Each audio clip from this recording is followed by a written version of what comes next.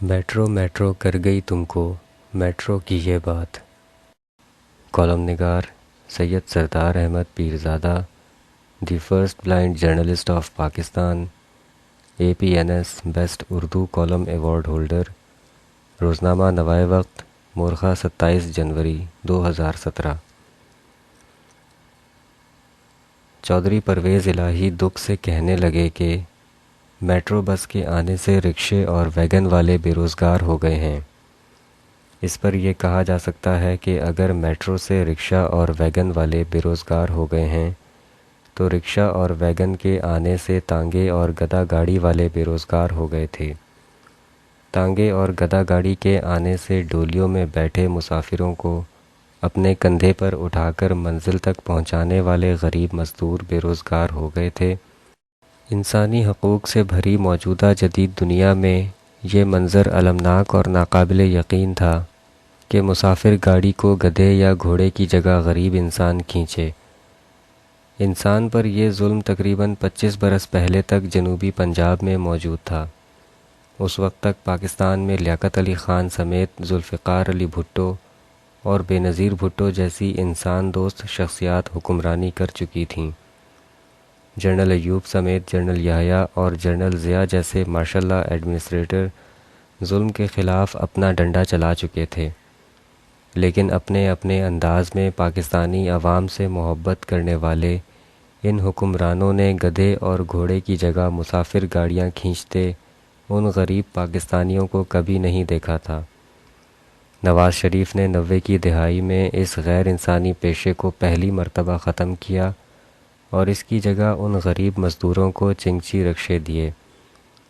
اس کے علاوہ 90 کی دہائی سے پہلے پاکستان کے بڑے شہروں کی سڑکوں پر دوسری جنگ عظیم کے وقت کی ناکارہ گاڑیاں ٹیکسی کی صورت میں چلتی پھرتی تھیں۔ چلتی پھرتی اس لیے لکھا کہ یہ گاڑیاں دوڑنے کے قابل نہیں تھیں، بلکہ سچ تو یہ ہے کہ ان میں سے بہت سی تھوڑا سا چل کر رک جاتیں اور باقی سفر مسافر کو ڈرائیور سے لڑائی جھگڑے کے بعد پیدل ہی طے کرنا پڑتا۔ نواز شریف کی پیلی ٹیکسی اسکیم نے ان بوڑھی گاڑیوں کو ان کی اصل جگہ عجائب گھر پہنچا دیا۔ سڑکوں سے پرانی مسافر گاڑیاں ختم ہونے کے 3 براہ راست فائدے ہوئے۔ پہلا یہ کہ لوگوں کو نئی گاڑی میں بغیر تکلیف کے آرام دہ سفر کی سہولت ملی۔ دوسرا یہ کہ نئی گاڑیوں کے آنے سے پیٹرول کی بچت ہوئی، اور تیسرا یہ کہ پرانی گاڑیوں کے انجن سے نکلنے والے دھوئیں سے جو ماحولیاتی آلودگی ہوتی تھی وہ نئی گاڑیوں کے سبب بہت کم رہ گئی۔ ہماری سیاست میں مخالفین کے ہر کام پر تنقید سیاسی ایمان کا پہلا رکن ہے۔ اس فرض کی بجا آوری میں یہ نہیں دیکھا جاتا کہ سورج کو چاند کہا جا رہا ہے یا چاند کو روٹی، حالانکہ دونوں طرف اچھی اور بری باتوں کا مکسچر موجود ہوتا ہے۔ جمہوری انصاف کا یہ تقاضا ہے کہ مخالفین کی اچھی باتوں کا بھی کبھی نہ کبھی ضرور ذکر کرنا چاہیے۔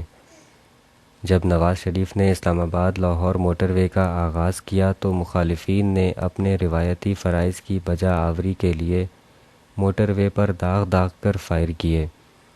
دوسری طرف اس وقت یورپ اور امریکہ کے میڈیا میں اس منصوبے کو بہت اہمیت دی جا رہی تھی۔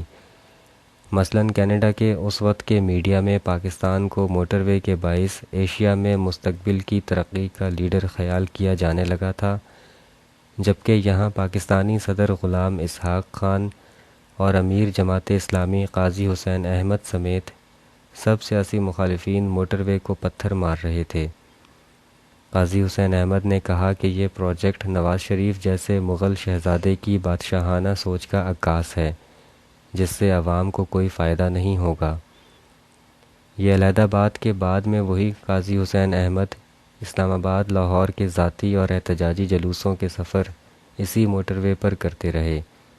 اب قاضی حسین احمد کے اہل خانہ اور جماعت اسلامی کے سب ورکر بھی ذاتی اور جماعتی کاموں کے لیے اسی موٹر وے کو استعمال کرتے ہیں، بالکل ایسے ہی جیسے جماعت اسلامی نے پاکستان کے قیام اور قائد اعظم کی مخالفت کی تھی، لیکن اب وہ پاکستان میں اپنی حکمرانی چاہتے ہیں۔ وہ غلام اسحاق خان جو اس وقت صدر کی حیثیت سے موٹر وے کی مخالفت کر رہے تھے، انہوں نے اپنی لمبی با اختیار سرکاری زندگی میں کبھی اپنے آبائی گاؤں کے لیے ایک سڑک تک نہیں بنوائی۔ ان کے علاقے والوں کا کہنا ہے کہ سڑک بنانے کا جو پروجیکٹ عام دیہاتوں کو دیا جاتا تھا وہ بھی غلام اسحاق خان اپنے آبائی گاؤں کے لیے منظور نہیں کرواتے تھے۔ شاید اسی لیے جب غلام اسحاق خان فوت ہوئے تو ان کے آبائی گاؤں میں افسوس کا ماحول نہیں تھا اور انہیں وہاں نہیں دفنایا گیا۔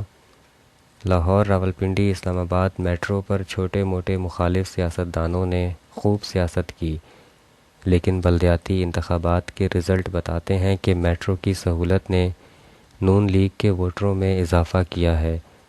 راولپنڈی اسلام آباد میٹرو کے بارے میں ایک سابق لیفٹیننٹ جنرل نے سوشل میڈیا پر اپنی پوسٹ میں لکھا کہ میں ریٹائرمنٹ کے بعد یورپ اور امریکہ میں رہائش پذیر ہو گیا۔ عرصے بعد پاکستان آیا تو میٹرو کا شور سنا۔ میں نے اور میری بیوی نے اصل حقیقت جاننے کا ارادہ کیا۔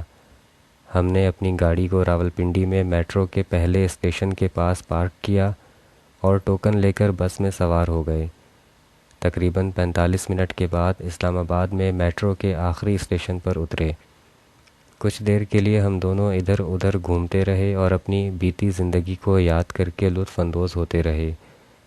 دوبارہ میٹرو میں بیٹھے اور 45 منٹ کے بعد راولپنڈی میں اتر گئے۔ میں اور میری بیوی کسی طرح بھی نواز شریف کے حمایتی نہیں ہیں، لیکن میٹرو کے سفر نے ہمیں ناقابل یقین حیرانگی سے دوچار کیا۔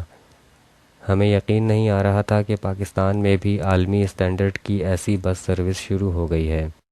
ملتان کے لوگ لاہور، راولپنڈی اور اسلام آباد والوں کی طرح جب سردیوں اور گرمیوں میں صرف 20 روپے دے کر ایئر کنڈیشنڈ میٹرو میں سفر کریں گے تو یہ ضرور سوچیں گے کہ پہلے آرام دہ ایئر کنڈیشنڈ گاڑیاں صرف بادشاہوں اور ان کی اولاد کے لیے ہی ہوتی تھیں، لیکن اب ان میں عام پاکستانی بھی سفر کر سکتا ہے۔ وی آئی پی ذہنیت کا یہ مسئلہ ہے کہ وہ مڈل کلاس اور غریب طبقے کو اپنے برابر برداشت نہیں کرتے۔ شاید اسی لیے غریب مزدور کو ایئر کنڈیشنڈ بس میں بیٹھا دیکھ کر وی آئی پی کلاس اپنے اسٹیٹس کو کے خلاف تھریٹ محسوس کرنے لگی ہے۔ مخالفانہ بیانات سے لگتا ہے کہ انہیں میٹرو کر گئی تم کو میٹرو کی یہ بات جیسا فوبیا ہو گیا ہے، مگر نواز شریف اور شہباز شریف یہ نعرہ لگانے سے باز نہیں آئیں گے کہ تم کتنے دھرنے دو گے، ہر شہر میں میٹرو چلے گی۔ شکریہ، دی اینڈ۔